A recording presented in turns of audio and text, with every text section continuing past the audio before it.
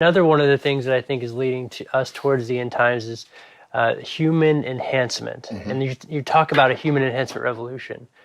Tell us about that. Yeah, so transhumanism is really this big idea that we now have it within our hands to use very powerful fields of technology to take mankind into the next step in our evolution: genetics, robotics, artificial intelligence, nanotechnology, synthetic biology, neuropharmacology, a bunch of stuff that ends with the phraseology. We're going to use that to transform and enhance humanity. Go to Google and type in human enhancement, and you will be astounded at how many hundreds of millions of dollars now are being invested in the idea that we are going to modify humanity. Last week, the Chinese, our own director of national intelligence was interviewed, and he said, we have solid information that the Chinese are biologically enhancing their soldiers for battlefield performance. France 2 days ago said we're going to follow China's lead on this, and we also are going to be committing money to biologically enhancing. But we also know, by the way, we've been doing this in the United States for probably 20 years. In the last 10 years, there hasn't been a single approved federal funding budget for DARPA, the Advanced Research Projects Agency, that didn't include money for biologically enhancing our soldiers on the battlefield. Yeah, so they're already doing the testing, at least in the blueprint. What are some of the ways that you're seeing that the soldiers on the ground are going to be artificially enhanced? The darling of this right now is called BMI, brain machine interface. Yeah. By the way, just in case you want to use it, I brought a implantable microchip kit.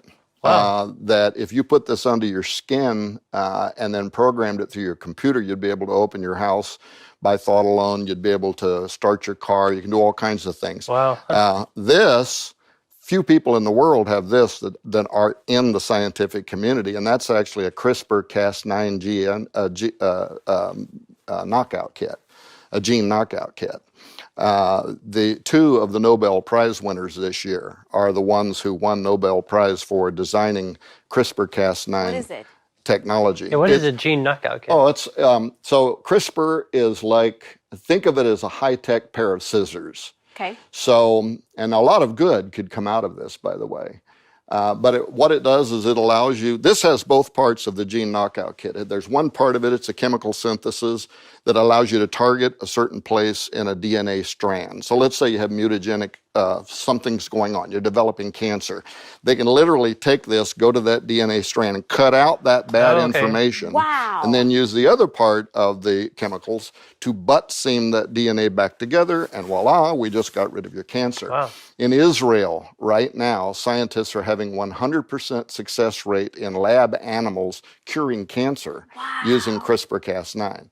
So it's great, right? There's a lot of good going to come out of it. But you can also make what is called germline modifications to any living species with CRISPR technology, and what is called gene drive technology, which means you could create a version of humanity that has germline level changes that will be passed forward into every preceding generation, which will allow you to drive out of existence any previous form of a life, a human, an animal, or whatever, and replace it with a new version that you have created through genetic engineering. So this right here, this represents, and these little vials, they represent a technology that I don't think has existed since the day of the Watchers, when all flesh became corrupt. Right. When animals and mankind both were modified in a way that everything being born down line was changed in the way that the Watchers wanted. Now, why did they do that? Some people believe they were trying to stop the birth line of the Messiah. Yes. They actually believed in the what's called the proto-evangelium, the pre-preaching of the coming of the Messiah that would crush the head of the serpent, right? And so how would they stop that from happening? By making humans inhuman, making them something that God did not make, and then the bloodline couldn't be preserved for the birth of the Messiah. Anyway, this is where we are today. Human-animal chimeras being created in laboratories all around the world, including in the United States, tens of thousands of laboratories.